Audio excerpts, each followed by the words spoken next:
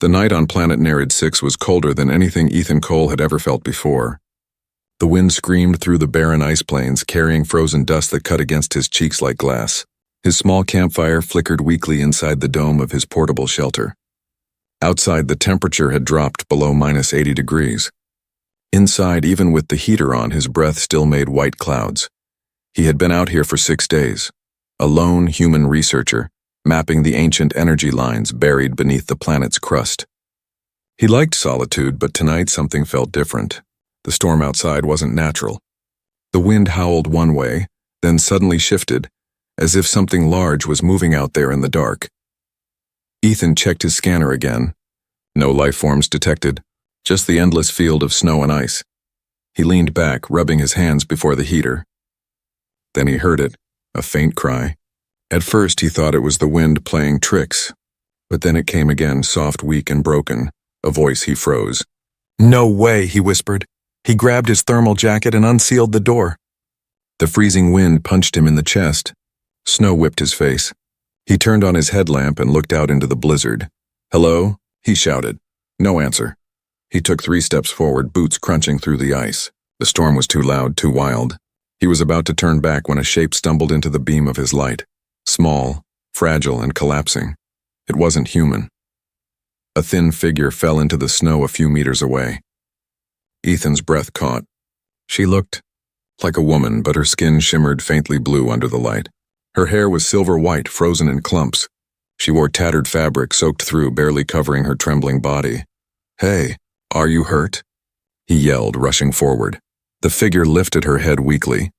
Her eyes glowed faintly, pale like the moons above. Her lips moved, and he heard the words through the storm. "Please, warm me with your body. Human."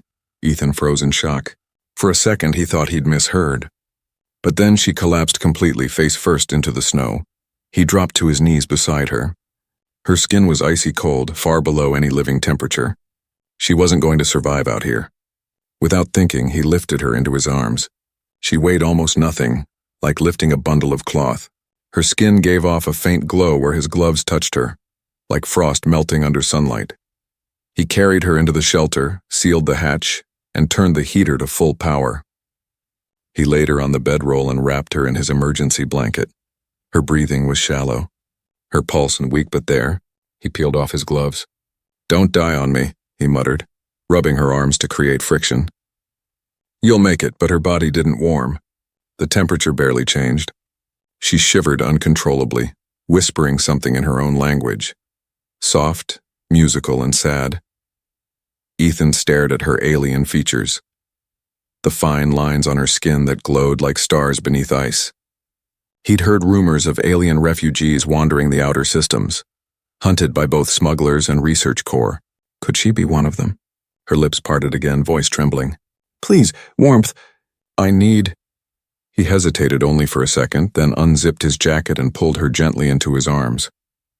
Her skin felt like frozen stone, but as soon as she touched his chest, a strange thing happened. The glow on her skin brightened, spreading in thin lines like veins of light. The air shimmered faintly. His breath caught as the temperature around them rose slightly. It was as if her body was absorbing his warmth, directly. Minutes passed. The trembling slowed. Her breathing steadied. Her skin turned from pale blue to soft silver. Ethan held her tighter, feeling his own body grow colder, but he didn't let go. When she finally opened her eyes, he saw emotion there. Confusion, fear, and something like gratitude. "You helped me," she whispered. Ethan nodded slowly. "You were dying out there. What were you doing in this storm?" Her gaze darted to the corner of the shelter, as if she expected someone to be standing there. "They were hunting me. I ran. I didn't want to go back." "Who?" he asked. Her lips quivered. "Humans." The word hit him like a punch. He stared at her, really stared this time. Beneath the delicate beauty and glow there were scars, small burn marks along her neck and arms like she'd been restrained. He sat back, unsure what to say. Outside, the storm howled harder, like the planet itself wanted to hide them. "What's your name?" he asked quietly. She blinked, thinking. "Lyra. I'm Ethan." For a while they just listened to the wind outside. Her eyes flickered toward the scanner on his desk. "You should..." "Turn that off," she whispered suddenly. They can trace it. He frowned, but did as she said. Who can trace it? Lyra looked at him with those pale, glowing eyes. The humans who caught me. They will come. They never let us escape. Ethan felt a chill run down his spine. Why would they chase you across this frozen wasteland? She stared into the heater flame, her voice breaking. Because of what I am. Because I can survive where no one else can. They want my kind for their war. Outside, thunder rolled across the plains. The storm wasn't slowing, it was growing stronger. Ethan looked at her, realizing she wasn't just some lost traveler. She was running from something far bigger, and somehow he had just become part of it. Lyra's hand trembled as she reached toward the heater's glow. If they find me, she whispered, they will kill you too.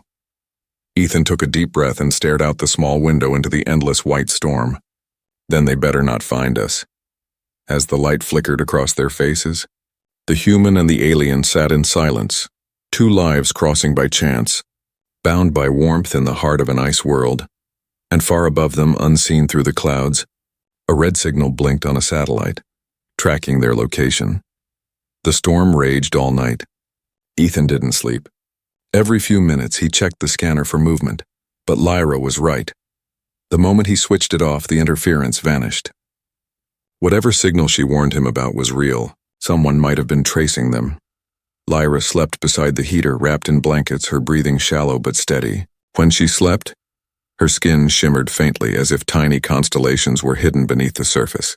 It was strange, she looked fragile, but something about her felt powerful. When morning came, the sky outside was still gray.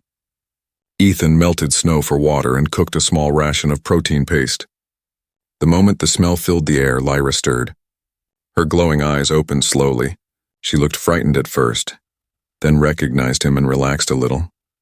You're still here, she whispered softly. Ethan gave a small smile. Yeah, I don't abandon people in a storm. She looked down at her hands. You should have. It would have been safer for you. He sat across from her. You said they're hunting you. Who exactly are they? Lyra hesitated, then said quietly, humans. The ones who built the stations on this world. They call themselves researchers, but they are soldiers too. They capture my kind and take us apart, to learn how we live in cold. Ethan frowned. I thought the alien races signed the Unity Accord. No species slavery was allowed. Her expression darkened. Accords are only words. The outer systems never cared. They see us as tools. Ethan didn't know what to say. He was part of that same human network. A scientist working for the same organization that probably hunted her. Guilt burned in his chest. He changed the subject. Do you have a home? A place I can take you? Lyra shook her head. My world died long ago. We lived on ice moons, drawing warmth from the stars. When your people came, they said they wanted to learn from us. Then they burned the ice and took us. Ethan stared at her glowing skin again, fascinated. You absorb heat, don't you? That's how you survived last night, she nodded. Our bodies drink warmth, store it in our cells. But too much cold and we fall into stillness when, what you might call death. He sat quietly for a while, trying to make sense of it. Then why did you run to me? Lyra looked straight into his eyes. Because I saw something in your face when you found me. You looked kind, not like the others. Her words hit him hard. Kind. He hadn't been called that in years. Before he could reply, a sharp ping came from the tent's emergency beacon. Ethan turned pale. That can't be right. He rushed to the monitor. A red warning flashed. Unidentified signals approaching. Lyra gasped. They've found me. How? I turned everything off, he said. She pulled back her sleeve, revealing a small metal mark on her wrist, half hidden under her glowing skin. They put a tracker inside me. I didn't know it was still active. Ethan grabbed his toolkit. Lie down. I'll take it out. Her eyes widened. You could kill me. I'll try not to. She hesitated, then nodded. Ethan worked quickly. He cut carefully with a heated blade, following her instructions. The glowing blue blood that flowed was thin like mist, vanishing into air. When he finally pulled out the small metallic chip, it blinked red, then flatlined. It's done, he said. But it was too late.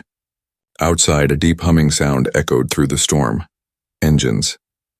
Search drones. Ethan peered through the narrow window. 3 drones hovered in the snow, light scanning the white landscape. Lyra whispered, If they see us, they'll call soldiers. He made a quick decision. We can't stay here. He grabbed his pack, stuffed the essentials, and helped her to her feet. She was weak but determined. Together, they slipped out through the back of the camp using the storm's cover. Snow burned their faces, but they kept moving. Lyra pointed toward distant shapes, the dark outlines of ruins half buried in ice. That way, she said. Old temples. My ancestors built them. They might still protect us. They trudged for hours. The sound of engines grew distant, then vanished. Ethan's lungs burned, but he didn't stop. When they finally reached the ruins, the place felt otherworldly. Towering stone arches jutted from the snow, carved with symbols that glowed faintly as Lyra approached. The walls seemed to hum when she touched them, as if remembering her. Ethan stared in awe. What is this place? She smiled faintly. A tomb, and a memory. The air grew warmer around her, the snow melting at her feet. As she walked deeper, the ruins responded. Dim blue light filled the halls. Ethan followed, speechless. This was the home of the Starborn, she whispered. My people lived here before the humans came. He touched a wall and felt a soft vibration, a pulse almost alive. Lyra, this isn't just stone. It's a reactor, isn't it? She nodded. The last one still breathing. Before Ethan could ask more, the scanner on his wrist beeped again, faint but sharp. The human drones were closing in fast. Lyra turned to him, eyes wide with fear. They're here. Ethan raised his rifle. Then we make our stand here. Lyra stepped forward, placing a glowing hand on his arm. No, Ethan, there's something else I must show you first. Something that will change everything you believe about your kind. The light around them flared brighter, and deep in the ice, something ancient began to wake.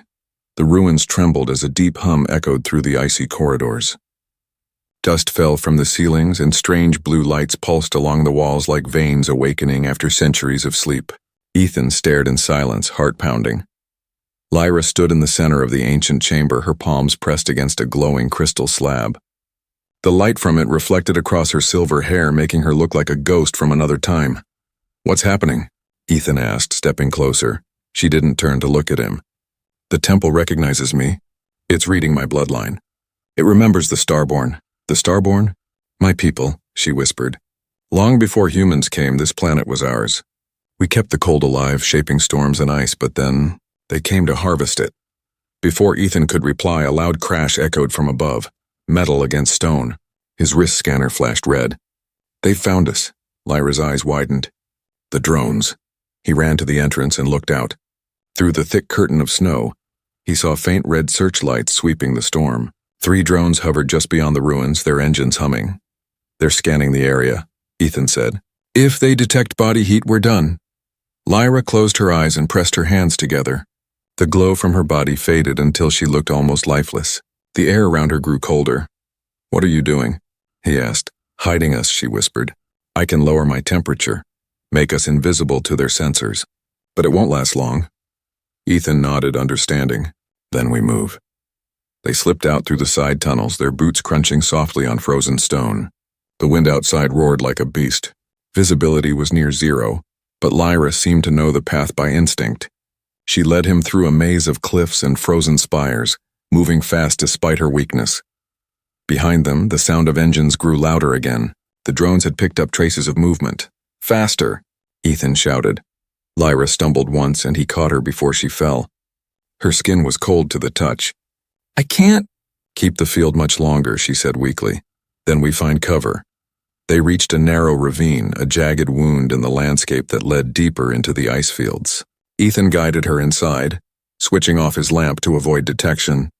The only light came from her faint bioluminescent glow. Suddenly a drone's beam cut through the storm above them. The red light swept across the ravine wall, stopping only meters away. Ethan grabbed Lyra and pressed her against the icy rock. The beam passed just above their heads. For a few tense seconds, neither of them breathed.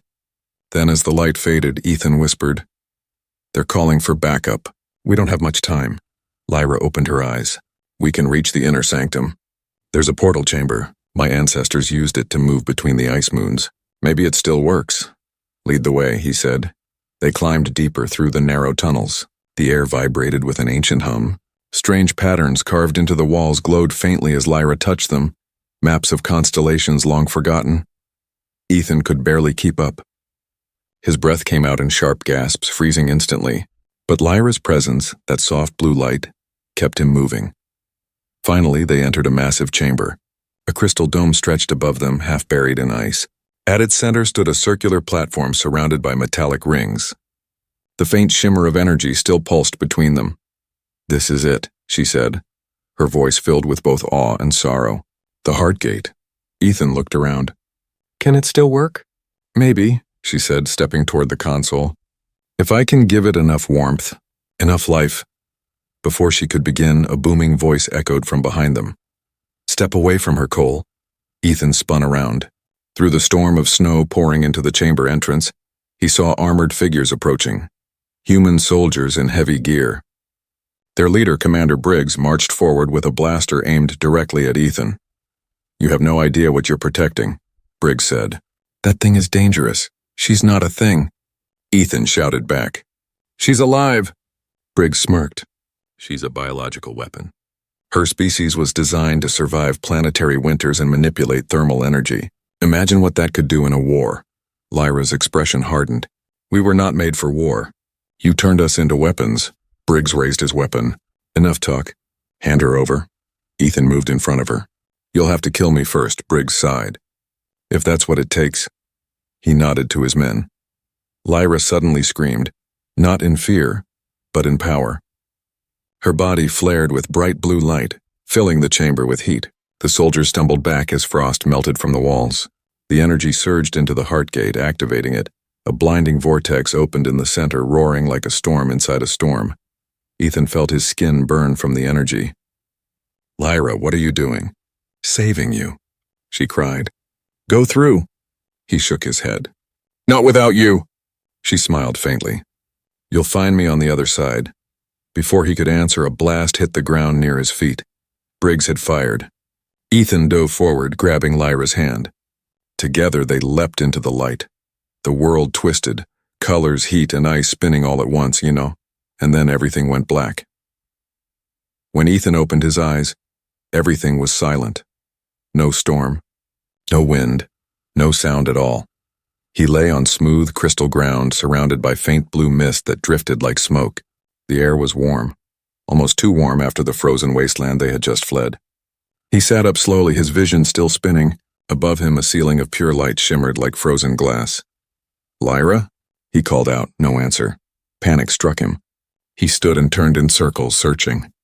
Then he saw her, kneeling at the center of the chamber, hands pressed against a glowing floor panel. Her silver hair floated slightly as if underwater. The marks on her skin shone brighter than ever. "Lyra," he ran to her. "Are you okay?" She turned toward him and smiled faintly. "We made it." Through the gate, Ethan looked around. "Where are we?" "This is the heart of the planet," she whispered.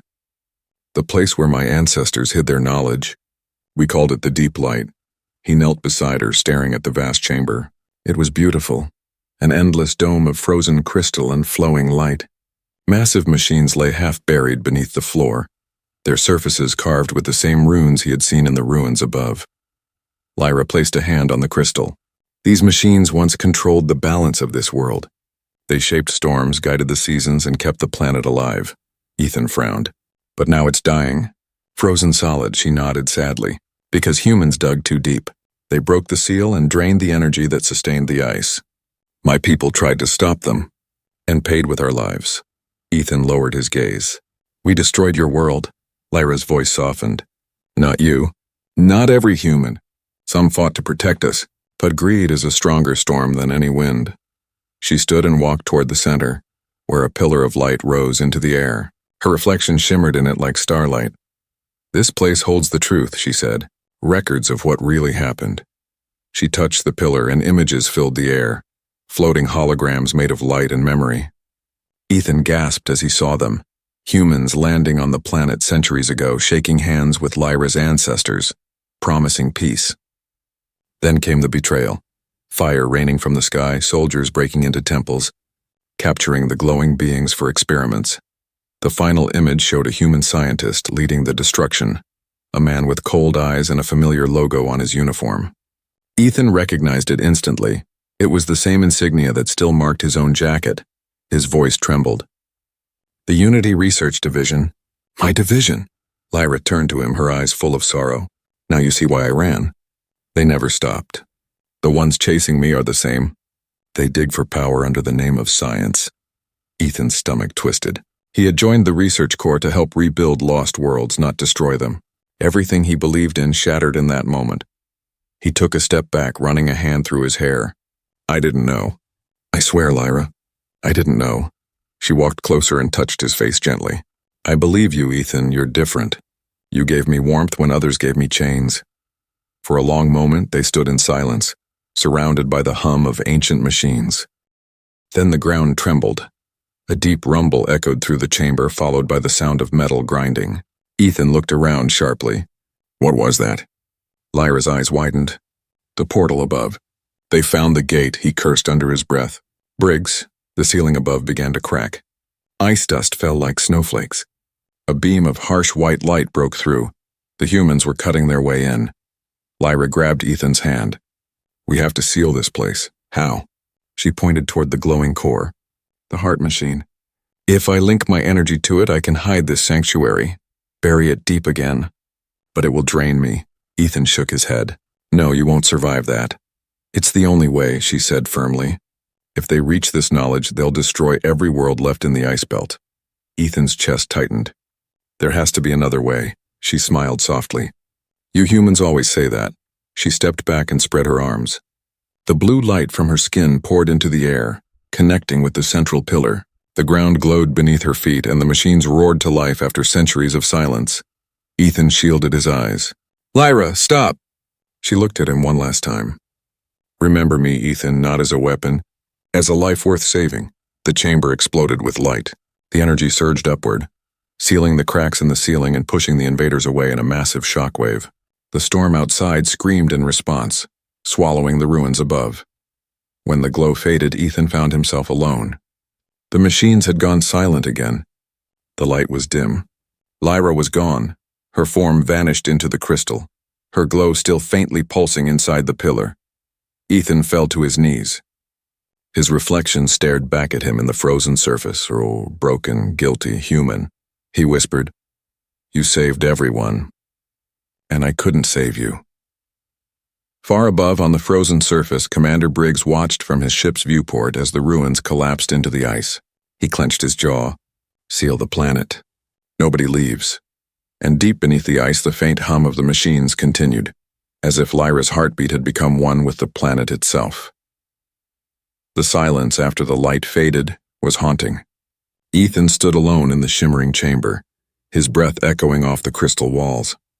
The last traces of Lyra's glow still pulsed faintly within the pillar, soft, rhythmic like a heartbeat trapped in glass. He pressed his hand against it. The surface was warm. For a moment he could almost feel her presence, faint but alive. You're still here, he whispered. I won't let them bury you, but the peace didn't last. A rumble shook the ground again. This time it wasn't from the temple, it was from above. The sound of heavy machinery echoed down the tunnels. Human voices followed, distorted by helmets and radios. They're breaking through, Ethan muttered. He grabbed his pack, pulling out a plasma cutter and his communicator. Static hissed through it, but a voice came through, sharp, familiar and cold. Cole, said Commander Briggs, I hope you can hear me. I know what you've seen down there. Don't do anything foolish. Ethan clenched his jaw. You killed her, Briggs chuckled, the sound dry as sand. She was never alive in the way you think. She was property, an experiment that escaped. And now, thanks to you, we know exactly where the source of her kind's power lies. Ethan's stomach twisted. You don't understand what you're doing. This planet is alive, it's part of her species. You're not just mining ice, you're killing a world. Save your sermons, Cole. You're a good scientist, but you were never a soldier. This is bigger than you. The signal cut off. Ethan stared at the communicator, breathing heavily. Then he looked at the glowing pillar one last time. I'll stop them, Lyra, I promise. He turned and sprinted through the tunnels. The walls trembled around him as he climbed toward the surface. The closer he got, the louder the noise grew.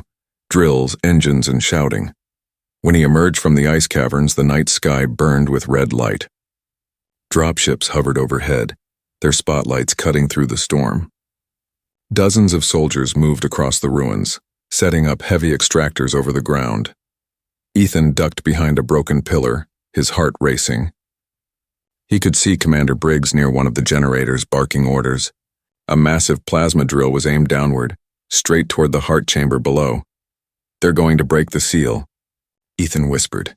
He knew what would happen if they succeeded. The core energy would explode, melting the crust and releasing enough heat to turn the planet into a boiling sea of fire. He scanned the area. Nearby, a fuel rig was connected to several heating vents, their control panels blinking yellow. A plan formed in his mind, dangerous but clear.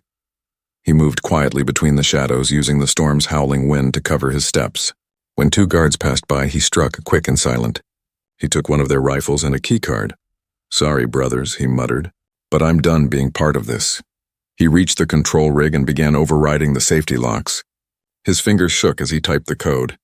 He wasn't a fighter, just a man who had seen too much. But Lyra's last words still echoed in his head. "Remember me not as a weapon, but as a life worth saving." He looked up at the sky, the storm flashing above. "Let's give them something worth remembering." The fuel pressure gauge hit red. "Cole," Briggs' voice roared from behind him. Ethan turned to see the commander aiming a rifle at him. "Step away from that console." Ethan stood his ground. "You'll destroy everything for greed, won't you?" "This is for humanity," Briggs shouted. "Do you think aliens care about us? We take what we need to survive. That's what makes us human." Ethan shook his head slowly. "No. What makes us human is knowing when to stop." He hit the final command. The ground erupted with blinding fire. A wave of molten energy tore through the ruins, swallowing the machines and soldiers in a storm of flame. The plasma drill exploded, sending metal shards flying in every direction. Ethan was thrown back, slamming into the ice. His vision blurred, ears ringing. Through the smoke, he saw Briggs crawling toward him, armor cracked and melting. "You fool. You doomed us all," the commander gasped. Ethan dragged himself up, coughing. "No, I saved what she left behind." Behind them, the cracks in the ground glowed bright blue. Instead of collapsing, the planet's surface began to shift, the fire cooling into streams of light. The energy wasn't destroying the world. It was healing it. Lyra's voice, faint but clear, echoed through the wind. "The fire will cleanse, not burn." "Thank you, Ethan." He looked around wildly. "Lyra, where are you?" The light from the cracks began to rise into the air, forming gentle, glowing shapes. Hundreds of spectral figures, tall and elegant. The Starborn. Their forms flickered like stars surrounding him. Briggs stared in terror. "No, this isn't possible." The Starborn reached toward him and his body turned to ash in an instant, dissolving into the cold wind. Ethan stood in awe as the spirits looked at him with silent gratitude. One figure, Lyra's shape, stepped closer, her eyes glowing softly. "You kept your promise," she said. "Now this world can breathe again." He reached out to touch her, but his hand passed through light. Tears froze on his cheeks. "I thought I lost you." "You never did," she whispered. "I am the warmth you carry now." Her glow faded slowly, merging into the air until nothing remained but peace and a faint hum beneath the ice, the sound of a living planet reborn. Ethan fell to his knees, exhausted, watching the storm fade into calm skies. For the first time in centuries, dawn touched Nereid 6 not with fire or frost, but with light that felt like hope. The sky above Nereid 6 was no longer burning. The storm had calmed into a silent dance of snowflakes that glowed faintly under the light of two pale moons. The world had changed. Ethan Cole stood at the edge of the ruins, his breath forming clouds in the cold air. Around him, the once frozen wasteland shimmered with faint rivers of blue light, like veins of life returning to the planet. The explosions were long over. The soldiers were gone. Commander Briggs was gone. Only Ethan remained, and the echoes of a voice that had become part of the wind. He wrapped his torn jacket tighter around himself. His equipment was destroyed, his communicator shattered. He was stranded on a world that had tried to die, and failed because of her. Lyra. Her name still hurt when he whispered it. He turned toward the crater where the heart chamber once stood. The ice there glowed gently, not as fire but as warmth pulsing in rhythm like a heartbeat beneath the ground. Every time the light rose, it felt like she was breathing, the planet itself remembering her. "You did it," Ethan murmured. "You saved this place." He walked for hours through the quiet snow, searching for anything left behind. Supplies, shelter, something human. But every trail had been erased by the storm. Only silence answered him. By nightfall, exhaustion caught him. He built a small fire with the remains of a broken drone and sat beside it. The flickering flames painted his face orange, and the shadows danced across the white hills. He reached into his pocket and pulled out the small metal fragment he had found earlier, part of Lyra's tracking chip. It was cold, lifeless, yet he held it like a sacred thing. "I promised you I'd get you out," he said softly. "Guess I wasn't fast enough." The wind whispered through the frozen spires. It almost sounded like her voice again. "You kept your promise, Ethan." He looked up sharply, heart pounding. For a second he thought he was losing his mind, until the snow around the fire began to glow. A faint shimmer appeared, forming a figure of light in front of him. It was Lyra, not solid, but a projection, woven from the planet's own energy. Her smile was gentle, her eyes warm like starlight. "You're still here?" Ethan breathed. "I told you," she said, her voice soft and echoing. "I became part of this world. The planet remembers everything that touched it. Pain, fire, and kindness." He stood, stepping closer. "Then you're alive?" "In a way," she said. "Not as before. My body is gone, but my spirit flows through the ice. Every drop of warmth you gave me became a seed of life." He didn't know what to say. His chest ached, a mix of joy and grief. "I thought I'd lost you." "You never lost me," Lyra said gently. "You gave me what no machine or soldier ever could, and trust." For a moment they just looked at each other. The snow fell softly around them, silent and endless. Ethan finally spoke. "They'll come back. The humans. They'll send more ships when Briggs doesn't report in." Lyra nodded. "Then you must leave before they do. The storm gates will close soon. There's an old research outpost west of here. Human-made. A pod there still works?" He frowned. "How do you know that?" She smiled. "I see through the ice now. The world shows me everything." Ethan picked up his pack and turned toward the west, where faint ridges of metal gleamed through the haze. But before he left, he looked back at her one more time. "If I go, what happens to you?" Lyra's light flickered softly. "I stay. This is my home, and now my duty. I will keep it alive." He swallowed hard, nodding. "Then I'll make sure no one ever finds it again." Lyra reached out, her hand passing through his chest like a wave of warmth. "Promise me one thing, Ethan. Anything. When you tell others about this world, tell them we were alive. Tell them we were more than what they made us." He nodded firmly. "I promise." Her smile brightened, then began to fade as her form dissolved into a shower of glowing particles that rose into the sky. The light drifted upward, scattering like snow into the stars. Ethan watched until the last spark vanished. Then he turned toward the west and began to walk. The journey was long and brutal. His body ached, his feet numb, but he pushed on through the endless white, guided by the faint pulse of blue under the ice, as if Lyra was still showing him the way. At last, he reached the old outpost, half buried, broken, but alive enough. Inside, a single escape pod still blinked with power. He climbed in, set the course for the nearest orbital station, and sat back as the engines rumbled to life. Through the window, he saw the planet shrinking below, a world reborn, shining faintly with threads of light that curved across its surface like veins of hope. Ethan touched the glass. "Goodbye, Lyra." The pod rose higher, breaking through the atmosphere into the dark silence of space. Behind him, Nerid 6 glowed blue and gold, no longer a frozen tomb, but a living star among the void, and as the pod sped away, Ethan closed his eyes. Her voice echoed faintly one last time.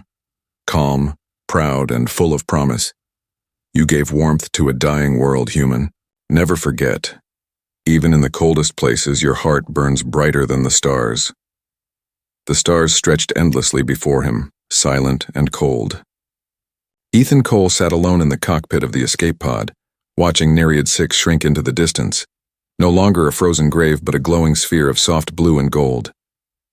The planet looked alive, pulsing faintly as if it had a heartbeat of its own. He couldn't stop staring. It reminded him of Lyra's glow. calm, bright, and eternal. For the first time in weeks, Ethan felt warmth that didn't come from a heater. It came from somewhere deeper, a quiet pride that she had not died in vain. The pod drifted silently toward the outer rim, where the orbital station's signal flickered faintly on the radar. Its systems were damaged, half burnt from the storm and explosions below, but it still flew. The hum of the engines was his only companion. He leaned back, closing his eyes. Sleep came in flashes, her voice whispering, her silver hair moving in the cold wind, her hand glowing against his chest. When he woke, his face was wet. "Guess humans cry even in space," he muttered with a faint smile. A blinking light on the console broke his thoughts. Incoming transmission detected. Static filled the cabin, followed by a sharp robotic voice. "Unidentified pod, respond. This is Fleet Patrol Vessel Aurora. State your name and authorization code." Ethan hesitated, then pressed the comm switch. "This is Researcher Ethan Cole, Unity Division. Code 09B1. A long pause. Then another voice, deeper, official. "Cole? Commander Briggs reported you missing. You're lucky to be alive. What happened down there?" Ethan looked through the viewport again at the glowing world below. "You wouldn't believe me if I told you." "Try us," the voice replied. He took a deep breath. "We found a sentient species. They weren't weapons or resources. They were living beings connected to the planet itself. Commander Briggs, he tried to take their power. He's gone now. The world sealed itself to protect what's left." Silence on the line. Then a cold reply. "You're claiming the Starborn myth is real?" Ethan's tone hardened. "It's not a myth. I saw it, I lived it. That planet breathes because of her, because of them." Another long pause. Then quietly, "Understood, Cole. We'll dispatch a recovery team. Stand by for pickup," but Ethan didn't trust that tone. He could hear the interest and the greed hidden beneath the politeness. The same hunger that had destroyed Lyra's world. He shut off the comm link. "Not this time," he whispered. He adjusted the controls and changed course, diverting the pod away from the fleet's beacon. The navigation system protested, flashing warnings. He ignored them. Instead of heading toward the human station, he aimed for the outer belts, a region of drifting asteroids and small colonies where no military ship bothered to patrol. He didn't need orders anymore. He needed freedom. Hours passed. The stars shifted. The light of Nereid 6 grew dim behind him until it looked like just another star. Except he knew better. He opened his data console and began typing. A new file appeared on the screen. "Report on the Starborn, a truth humans must remember." He started to write. He wrote about Lyra, about her fear, her courage, her final sacrifice, about the fire that cleansed rather than destroyed, and about what it meant to be human, not to conquer but to protect. As the words filled the screen, his chest felt lighter. He wasn't writing for his superiors. He was writing for anyone who would one day read and understand. When he finished, he attached coordinates to the message, not to the planet, but to its orbit, and encrypted it. The signal would travel hidden across the networks of space, waiting for someone curious enough to find it. He hit send. The message disappeared into the stars. Ethan leaned back and smiled faintly. "Your story's safe now, Lyra." Then the ship's sensors pinged softly, a gentle pulse like a heartbeat. He frowned, glancing at the radar. Nothing was there. But outside, beyond the window, the stars seemed to flicker, a faint blue shimmer dancing among them. He pressed his hand to the glass. The shimmer pulsed once, in rhythm with his heart. "Lyra," he whispered. The shimmer brightened, swirling gently like mist. For a moment he could almost see her shape. Silver hair, glowing eyes, that same calm smile. Her voice echoed softly inside the cabin. "You kept your promise, Ethan. Now keep living." He laughed quietly through tears. "You're still watching over me, huh? Always. The warmth you gave me will never fade." And then the light faded into the stars, leaving only peace behind. Ethan set the pod to autopilot, closed his eyes, and finally allowed himself to rest. Outside, the stars of Nereid 6 shimmered brighter than ever, as if the planet itself was thanking him. Far away, in the depths of space, two worlds, one human, one alien, now shared the same warmth, carried in the heart of one man who chose compassion over conquest. And as the pod drifted onward, The black of space seemed just a little less cold.